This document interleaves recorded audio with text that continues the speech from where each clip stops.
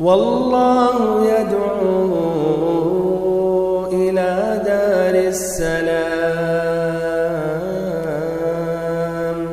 ويهدي من يشاء إلى صراط مستقيم. الحمد لله رب العالمين والصلاة والسلام على أشرف الأنبياء وسيد المرسلين نبينا وحبيبنا وقدوتنا محمد وعلى آله وصحبه أجمعين. أما بعد، ففي الصحيحين عن أبي هريرة رضي الله عنه أن النبي صلى الله عليه وسلم قال: لا عدوى ولا طيرة ولا هامة ولا صفر، کہ نہ کوئی بیماری متعدی ہوتی ہے، نہ ایسے ہی کوئی بدشگونی ہے، اور نہ ایسے ہی الو کے بولنے نہ بولنے سے کچھ فرق پڑنے والا ہے، اور ایسے ہی نہ ماہ سفر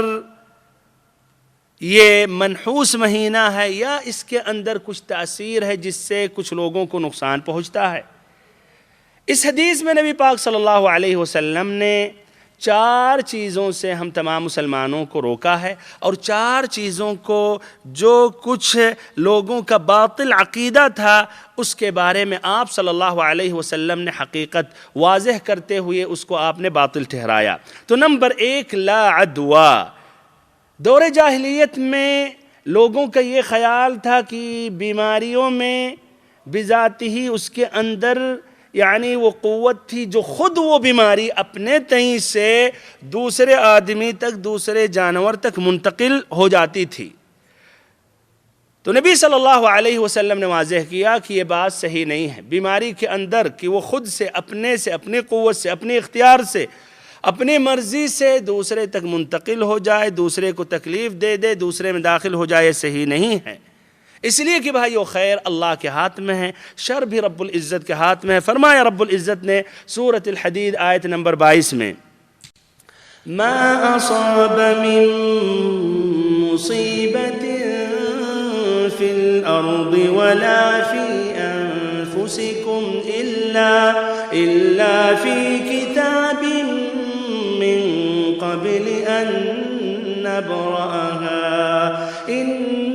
ذلك علی اللہ یسیر، کہ جو بھی کوئی مصیبت واقع ہوتی ہے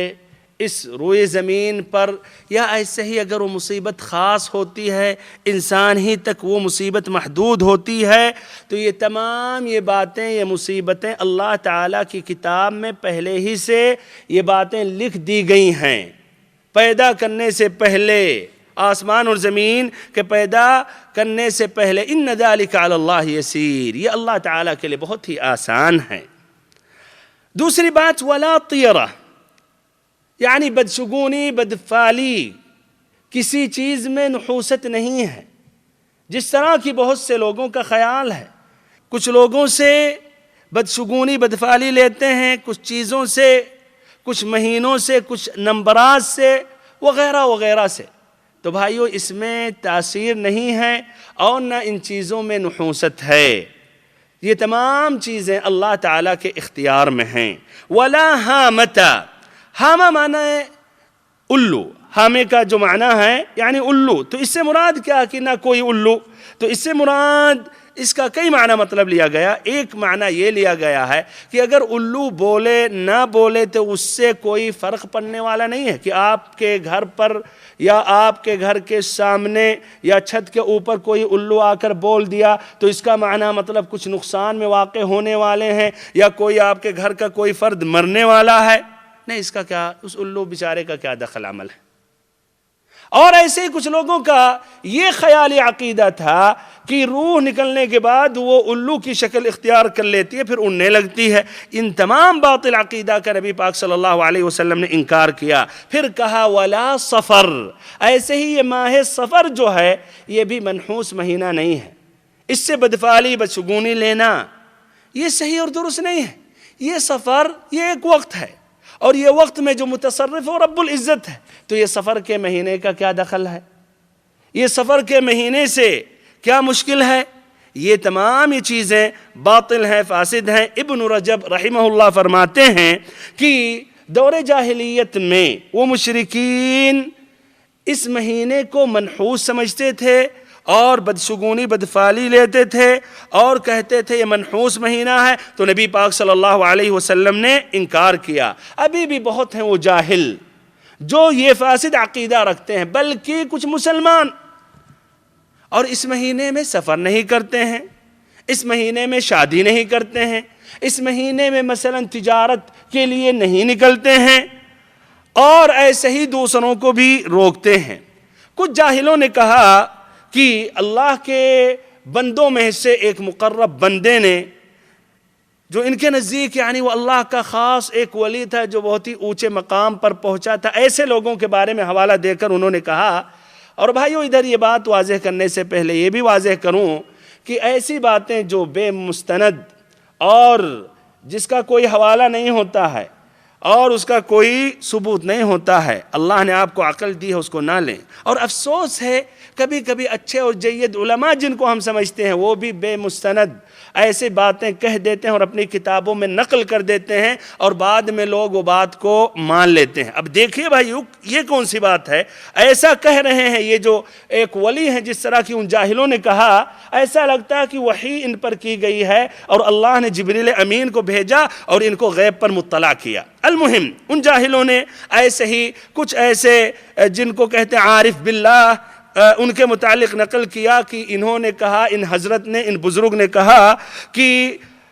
ہر سال میں 3,20,000 مصیبتیں نازل ہوتی ہیں،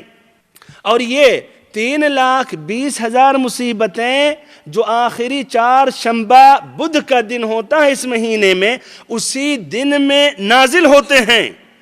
تو یہ دن سب سے یعنی بھاری اور گراں گزرتا ہے اہل ارض پر۔ تو اس دن کیا کرو؟ دیکھیں ایسے ہی ہوتے ہیں جاہل، اور جن کو یہ کہتے ہیں اللہ کے اولیاء، اور اللہ کے اولیاء ایسے ناممکن ہے کہ وہ ہوں۔ ایک تو غلط بات ثابت کرتے ہوئے، ڈراتے ہوئے، پھر غلط طریقہ بھی بتاتے ہیں۔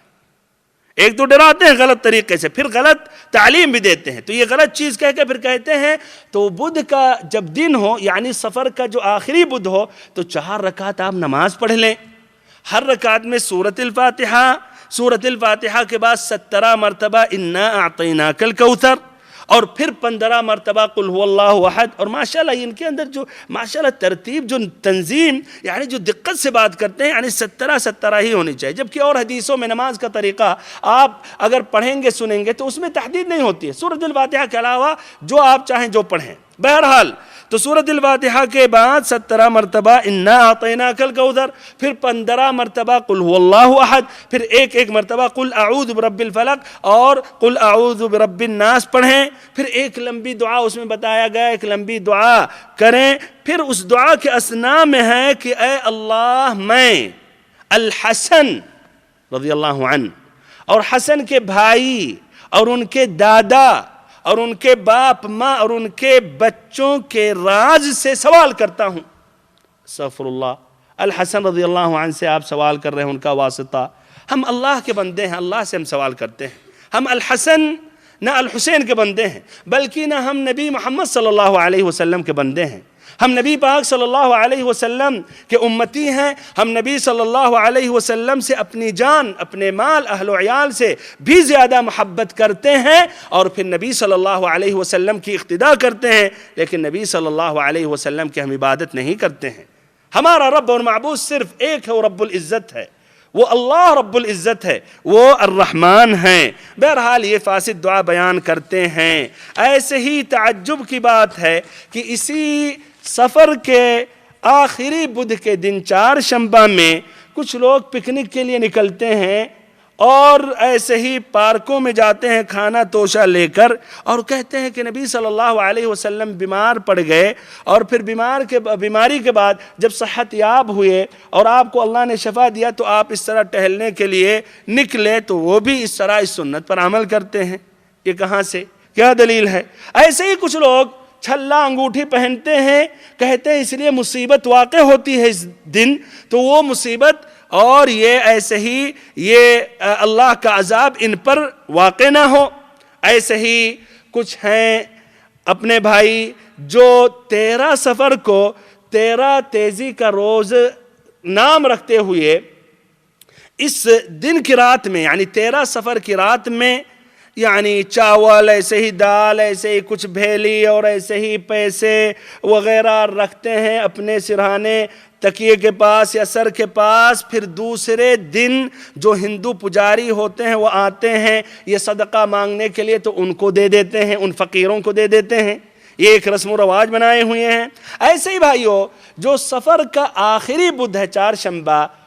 اس دن مغرب اور عشاء کے درمیان کچھ مسلمان مسجد میں بیٹھتے ہیں اور قرآن مجید کی وہ آیتیں جس میں سلام کا ذکر آیا اس کو لکھتے ہیں، پھر اس کو برتن میں رکھ کے پانی ڈال کر پھر پیتے ہیں، اس لیے مصیبت سے ان کو چھٹکارا ملے۔ یہ تمام چیزیں بھائیو باطل ہیں اور بے مستند ہیں، اس کی کوئی سند نہیں ہے، نبی صلی اللہ علیہ وسلم سے ثابت نہیں ہے۔ اور جہاں تک بدشگونی بدفعلی کے بارے میں ہے تو امام احمد، ابو داؤد، ترمذی، ابن ماجہ کی روایت ہے، آپ صلی اللہ علیہ وسلم نے کہا الطیرۃ شرک، الطیرۃ شرک، کہ بدشگونی شرک ہے، بدفعلی شرک ہے۔ ایسے ہی مسند امام احمد کی روایت ہے، آپ صلی اللہ علیہ وسلم نے فرمایا من ردتہ الطیرۃ عن حاجتہ فقد اشرک، جس کی بدفعلی نے بدشگونی نے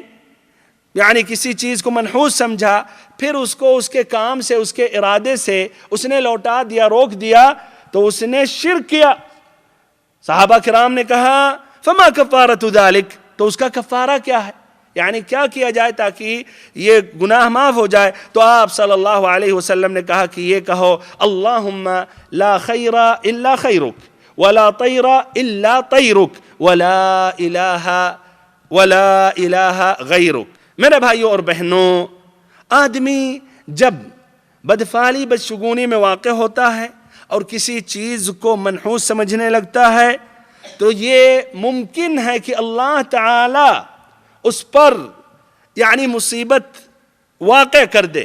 اس کی جو یہ غلط نیت ہے اس کی وجہ سے اس کو عقاب میں کسی مصیبت میں مبتلا کر دے۔ اس کے بالمقابل میں جو موحد ہوتا ہے، جو مؤمن ہوتا ہے، اللہ پر بھروسہ کرتا ہے، ان چکروں میں نہیں جاتا ہے، اللہ پر بھروسہ کرتا ہے تو اللہ تعالیٰ اس کی توفیق دیتا ہے، اور جو اللہ پر بھروسہ کرتا ہے تو اللہ تعالیٰ اس کے لیے کافی ہے۔ فرمایا رب العزت نے فَإِذَا قَرَأْتَ الْقُرْآنَ فَاسْتَعِذْ بِاللَّهِ مِنَ الشَّيْطَانِ الرَّجِيمِ إِنَّهُ لَيْسَ لَهُ سُلْطَانٌ عَلَى الَّذِينَ آمَنُوا وَعَلَى رَبِّهِمْ يَتَوَكَّلُونَ إِنَّمَا سُلْطَانُهُ عَلَى الَّذِينَ يَتَوَلَّوْنَهُ وَالَّذِينَ هُمْ مشرکون۔ کہ آپ جب قرآن مجید کی تلاوت کریں تو اعوذ باللہ من الشیطان الرجیم پڑھ لیں، اللہ تعالیٰ سے مردود شیطان سے پناہ طلب کریں، التجا کریں۔ انہو لیس لہ سلطان علی الذین آمنوا، اس شیطان کا کوئی زور نہیں ہے اہل ایمان پر، وعلی ربہم یتوکلون، اور جو اللہ پر بھروسہ اور اعتماد کرتے ہیں۔ سبحان اللہ، جو اللہ پر بھروسہ کرتے ہیں، نہ تعویذ، نہ گنڈے، نہ یہ چھلے، نہ یہ الٹی چیزیں پہنتے ہیں، اللہ پر بھروسہ کرتے ہیں، سب سے زیادہ سکون اور راحت اور عافیت میں ہوتے ہیں۔ اور اس کے بالمقابل میں تعویذ، گنڈے والے اور یہ جو ان باباؤں کے چکروں میں ہوتے ہیں اور یہ جو جعلی ولی اور اپنے آپ کو کہتے ہیں کہ ہم روحانی علاج کرتے ہیں، سب سے زیادہ مصیبتوں میں واقع ہوتے ہیں۔ فرمایا رب العزت نے انما سلطانہ علی الذین یتولونہ، کہ اس شیطان کا غلبہ ان لوگوں پر چلتا ہے، ان لوگوں پر یہ حاوی ہوتا ہے جو شیطان سے رفاقت، شیطان سے اپنا رشتہ جوڑے ہوتے ہیں، جو شیطان کے چکروں میں رہتے ہیں۔ والذین ہم بہ مشرکون، اور اسے یعنی شیطان اللہ کا شریک ٹھہراتے ہیں اور شیطان کو اللہ تعالیٰ کے ساتھ شریک ٹھہراتے ہیں، ایسے لوگوں پر شیطان کا زور اور غلبہ ہوتا، اہل ایمان پر نہیں۔ اللہ رب العزت سے دعا کرتا ہوں کہ اللہ تعالیٰ ہم سبھی کو دین کا صحیح سمجھ عطا کرے اور ہم سبھی کو بدشگونی بدفعلی سے بچائے اور ہم صرف اللہ رب العزت پر بھروسہ کرتے رہیں۔ وآخر دعوانا ان الحمد للہ رب العالمین، وصلی اللہ وسلم وبارک وانعم علی عبدک ورسولک محمد۔